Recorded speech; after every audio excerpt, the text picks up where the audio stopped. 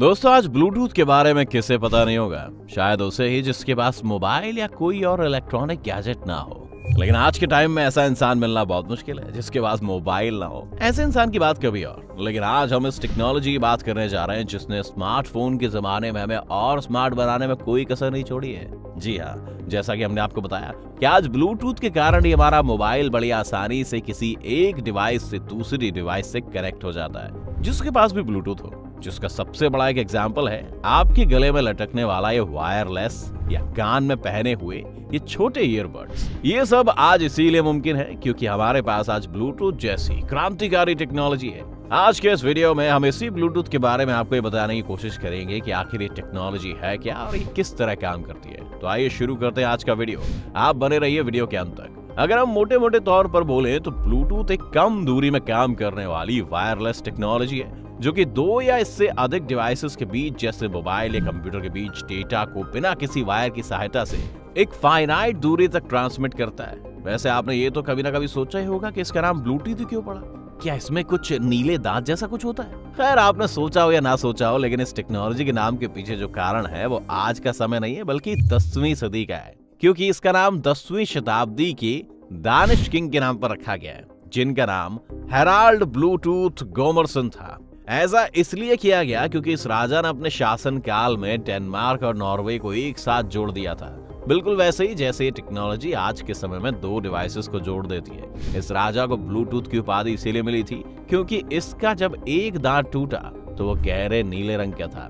इसीलिए इस राजा के नाम और काम से इंस्पायर्ड होकर इस टेक्नोलॉजी का नाम ब्लूटूथ रखा गया। ब्लूटूथ को सन 1996 में केबल्स की जगह वायरलेस रिप्लेसमेंट के तौर पर विकसित किया गया। ये भी दूसरी वायरलेस टेक्नोलॉजी जैसे कि घर और ऑफिस में प्रयोग होने वाले कॉर्डलेस फोन्स और वाईफाई राउटर्स की तरह 2.4 गीगाहर्ट्ज फ्रीक्वेंसी पर ही काम करता है। अब आप सोच रहे होंगे कि इसका क्या मतलब है। तो दोस्तों, हर वो डिवाइस जो कि नेटवर्किंग के काम में आती है उनसे एक तरह की इलेक्ट्रोमैग्नेटिक फ्रीक्वेंसी निकलती रहती है और वो फ्रीक्वेंसी एक फिक्स्ड अमाउंट की होती है और इसका निर्धारण सरकार द्वारा किया जाता है। इस फ्रीक्वेंसी पर निकलने वाली ये वेव्स जब एक डिवाइस से दूसरे डिवाइस तक जाती है तो दोनों ये चेक करती है कि आने वाले सिग्नल में सेम फ्रीक्वेंसी की वेव है तो वो उसके साथ जुड़ने की कोशिश करती है, जिसे आप पेयरिंग कहते हैं। अगर बात वापस से ब्लूटूथ की करें तो अपने चारों तरफ 10 मीटर यानी करीब 33 फुट के दायरे में एक रेडियस वायरलेस नेटवर्क का निर्माण करता है जिसे पर्सनल एरिया नेटवर्क पैन या पिकोनेट कहते हैं, जो कि 2 से लेकर 8 डिवाइस के बीच में संपर्क स्थापित कर सकता है। फॉर एग्जाम्पल, अगर आप अपने कमरे में मोबाइल फोन से कंप्यूटर पर फोटो भेजना चाहते हैं तो ब्लूटूथ के माध्यम से बिना किसी केबल के भेज सकते हैं। इसके लिए किसी भी तरह की केबल, कॉर्ड या एडेप्टर्स की जरूरत नहीं होती। जो भी डेटा ट्रांसफर होता है वो बिल्कुल सिक्योर होता है और ये सिक्योरिटी इस टेक्नोलॉजी को आज के समय में खास बनाती जा रही है, क्योंकि ये बात आप बड़े अच्छे से जान रहे हैं कि इस समय कोई भी तरह का डेटा को शेयर करना कितना रिस्की होता है, लेकिन ब्लूटूथ इस रिस्क से आपको बचाता है। खैर, ये अलग बात है कि आप इस टेक्नोलॉजी की मदद से बहुत भारी डेटा यानी कि बड़े साइज की कोई भी फाइल कम टाइम में नहीं भेज सकते हैं। अब आइए आपको समझाते हैं कि डेटा या सिग्नल आखिर ट्रांसफर कैसे होता है। प्रोसेस थोड़ा जटिल है लेकिन हमने कोशिश की है कि हम इसे आपको आसानी से समझा सकें। दरअसल दो डिवाइसेस के बीच डेटा भेजने और प्राप्त करने के लिए रेडियो वेव्स कनेक्शन का इस्तेमाल किया जाता है।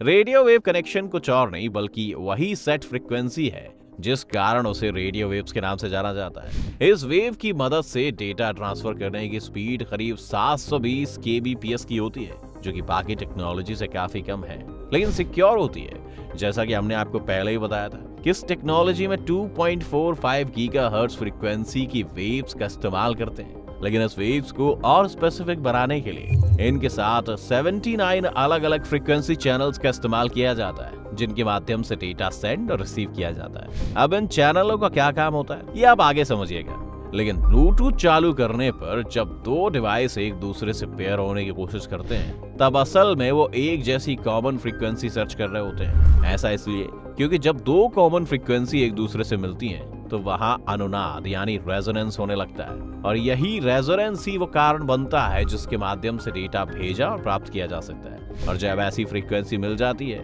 तो आपस में कनेक्ट हो जाते हैं अब आप भी ये कह सकते हैं कि हो सकता है जब एक समय पर उतनी ही दूरी में कई सारे डिवाइस अपना ब्लूटूथ ऑन करके यानी फ्रीक्वेंसी भेजकर किसी दूसरी डिवाइस के साथ खुद को पेयर करना चाह रहे हो, लेकिन वहां वो किसी गलत डिवाइस से जुड़ गए हो। तो क्योंकि आखिर वो भी उतनी ही फ्रीक्वेंसी की रेडियो वेव्स निकाल रहा है। तो दोस्तों, ये सवाल बिल्कुल जायज है और इसी सवाल का जवाब ही इस टेक्नोलॉजी को आज इतना खास बनाता है। जैसा कि हमने आपसे कहा था कि वो 79 चैनल के बारे में बाद में जानिएगा, तो अब यही 79 अलग अलग चैनल के काम आता है। दरअसल इन 79 चैनल्स में से ये डेटा ट्रांसफर सिर्फ 2 चैनलों से होता है, इसीलिए वो इतना स्पेसिफिक हो जाता है कि उन्हीं 2 चैनलों पर आने वाले स्पेसिफिक रेडियो वेव्स ही आपस में कनेक्ट होती हैं, बाकी सब खाली चली जाती हैं और ये अन्य डिवाइसेस के कनेक्शन में बाधा नहीं डालता है, क्योंकि वो अलग अलग फ्रीक्वेंसी चैनल का इस्तेमाल करते हैं और ओवरलैप नहीं होते। साधारण शब्दों में से प्रिंसिपल बिहाइंड ब्लूटूथ टेक्नोलॉजी कहा जाता है। अब अगर से ईयरफोन या माउस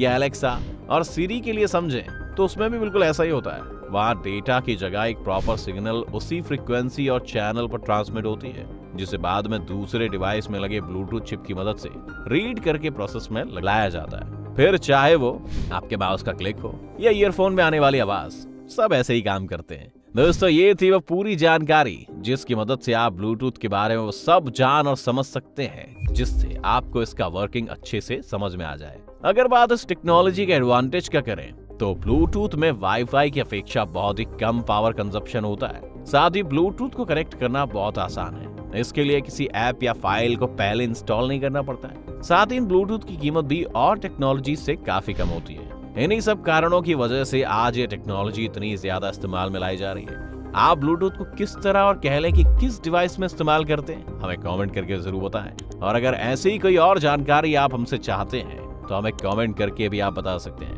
हम आपके लिए जल्द ही वो वीडियो लेकर आएंगे।